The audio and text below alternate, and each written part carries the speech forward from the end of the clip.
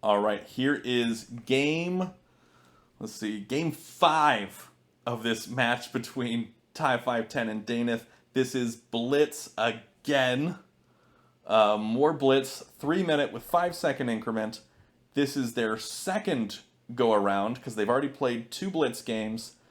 This is the tiebreaker Blitz match to see who wins.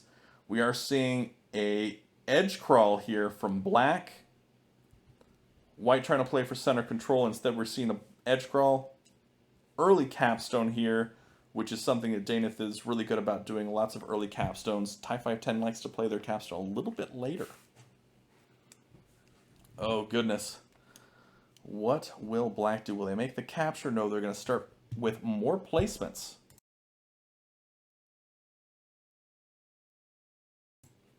Okay. So let's see, White just going across, right?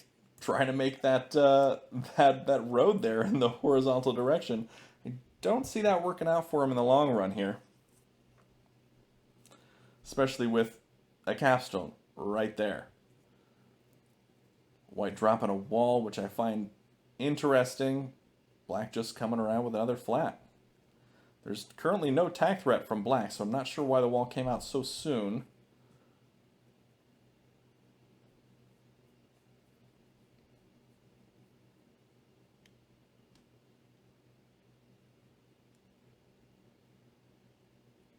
White making their attack threat, kind of forcing Black's hand here.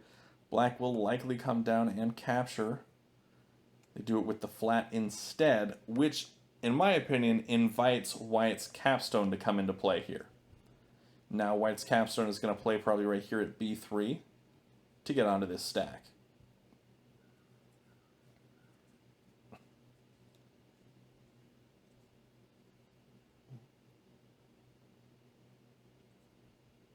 Definitely want it at b3 though. Don't want it at a4 or a2 because this stack is going to want to spread over to the right and cover up those. So there it drops at b3.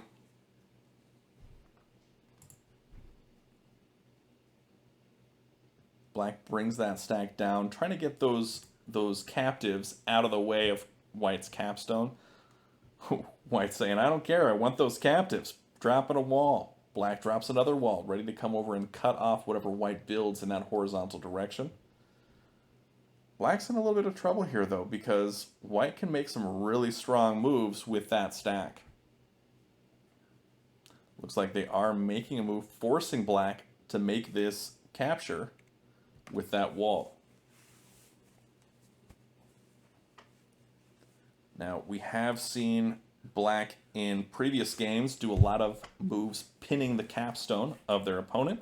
So we may see Black play over here at b2 and b1, but instead they're going to try to recapture that stack and get some of those captives back. With a little smash of their own.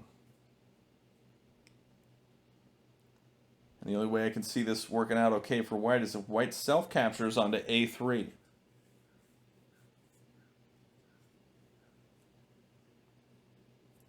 No, giving up that stack there, which I find interesting.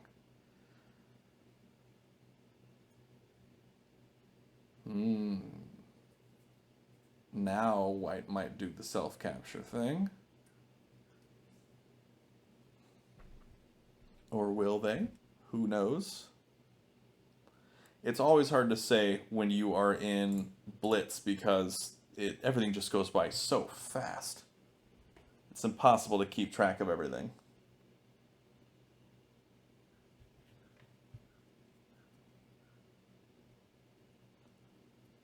Playing over there at b2.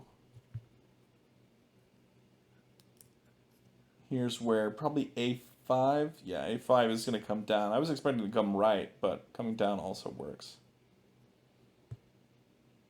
I'm not sure why b2 happened, though.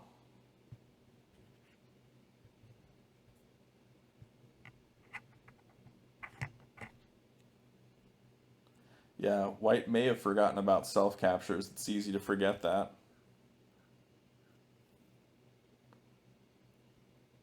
All right, what do we got? What do we got?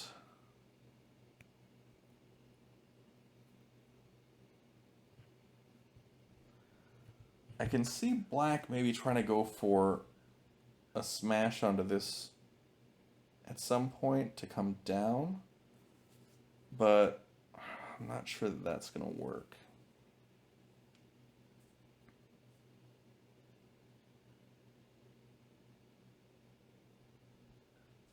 White's committed to making that vertical threat. Black comes over.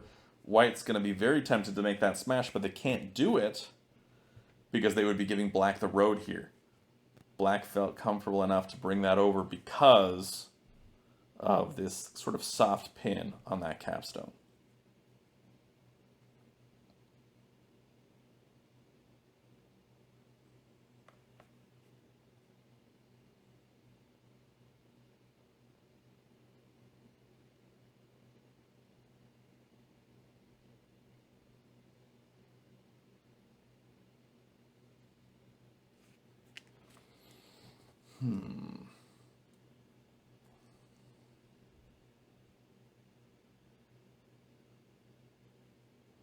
No threats currently.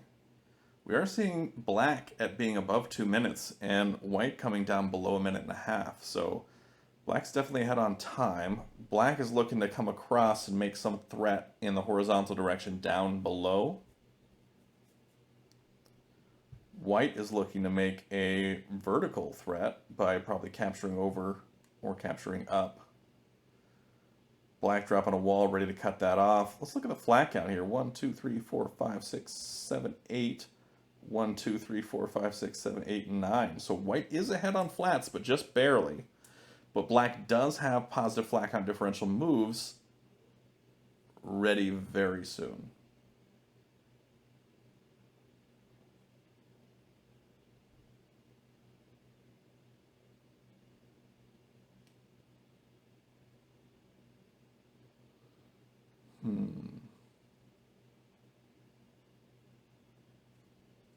Black dropping yet another wall. That's not a great move when you're already low on behind on flats, but it's also again understandable because it is so hard to think when you're so behind on time.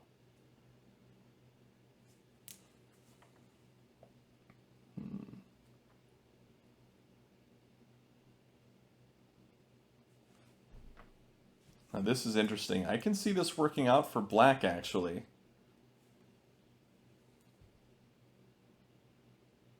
White playing up at c6. Ready to make that smash pretty soon once they've got this wall over to the right to stop the immediate road.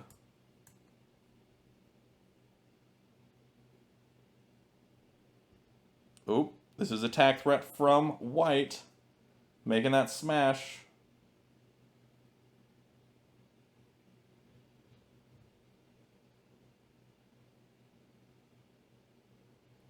I want to see, I'm not sure if that would work. White, bring this whole stack, drop a white, drop a black, and then drop the capstone.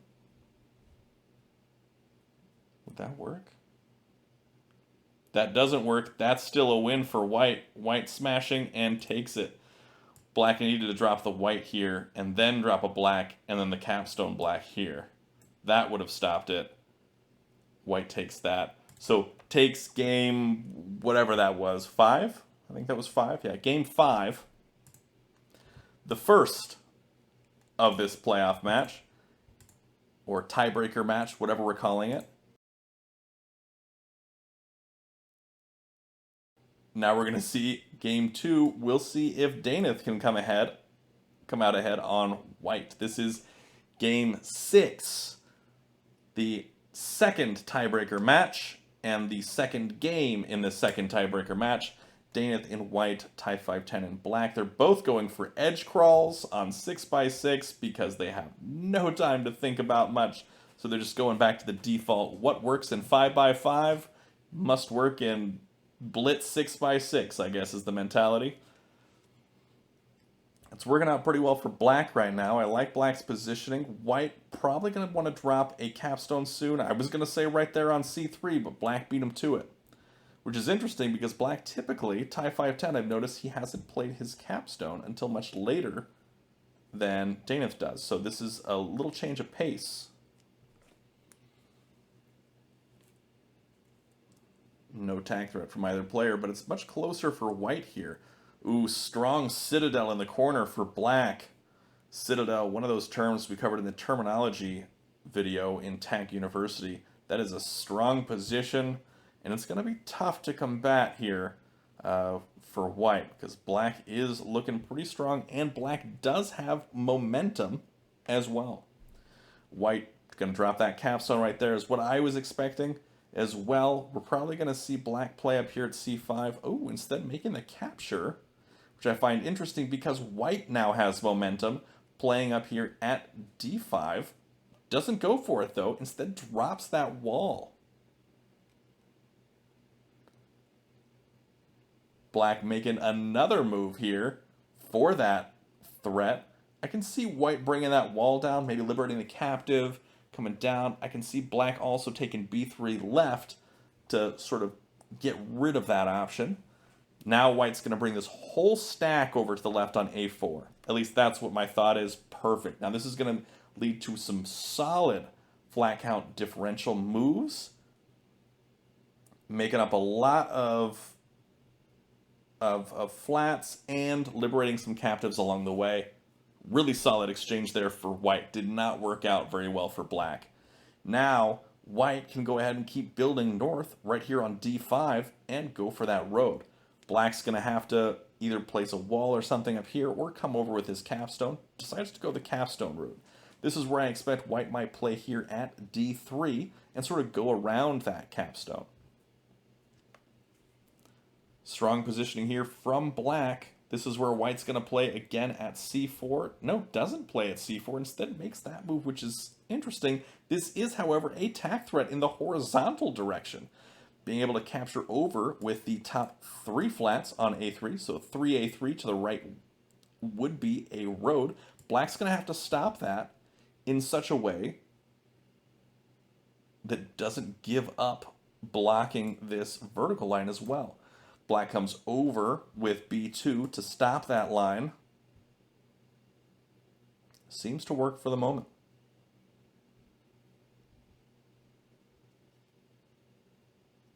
This is where we see white employ that capstone pinning that they have done a few times in this matchup.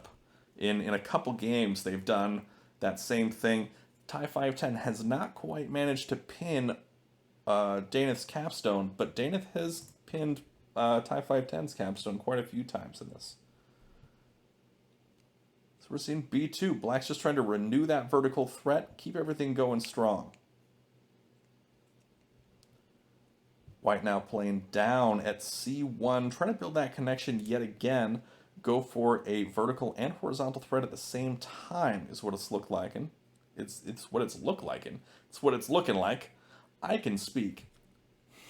All right, black way ahead on time, over 30 seconds in advantage, which is quite a bit when you've only got 3 minutes on the clock to begin with. Black going to take some of that, or white going to take some of that time right now, figure out what the best move is to combat this wall being dropped. And again, white does have that wall on a2 in reserve, can bring that over onto b2 and really just ruin a lot of what white has going on.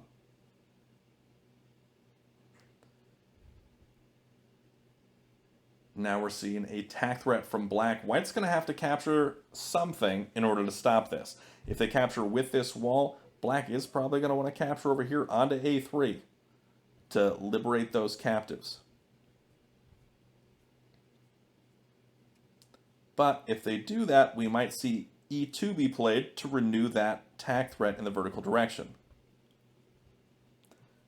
No, instead, we're going to see e4. Interesting.